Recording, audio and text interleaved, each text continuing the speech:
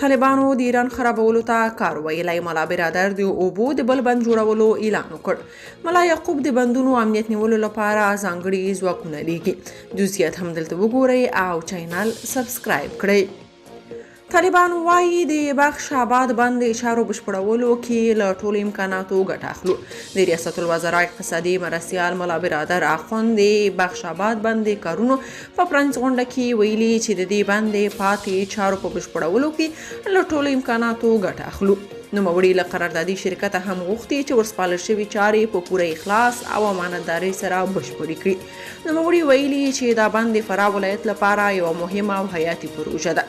د ټینګار کړی چې په ټول توان د دې پروژې په بشپړولو کې د فراه ولس تر څنګ ولاړ دی. ملا برادر وویل د اوبو مدیریت زموږ اولویت دی او هیڅ هیواد ته دا حق نه ورکوو چې موږ ته لارښوونه وکړي چې څه باید وکړو او څه ونه کړو. هغه وویل د اوبو بندونو ته داسې خوشحالیږم لکه څنګه چې یو څوک خپل کور ته د اوبو لښتۍ تیروي.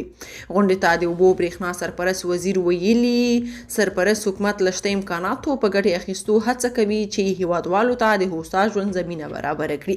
بلخوا یو شمېر طالب سرچینې وایي د ایراني چارواکو له ګواښ وروسته ملا یعقوب تیرو تجربو ته په کتو امر کړی چې د هیواد په غرب کې د اوبو بندونو په خاصه توګه د کمال خان او کجکي بند د امنیت ټینګښت لپاره ځانګړي ځواکونه لاړ شي او د دښمن هر ډول شوم او خاینانه پلان دې شنډ کړي.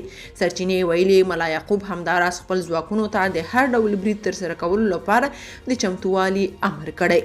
عام افغانان په دې باور دي چې ایران به وروسته له دې کوښښ کوي تر څو د اوبو بندونه په بمونو والوځوي، خو طالبان باید مخکې تر مخکې د مخنیوي په لارو چارو غور وکړي.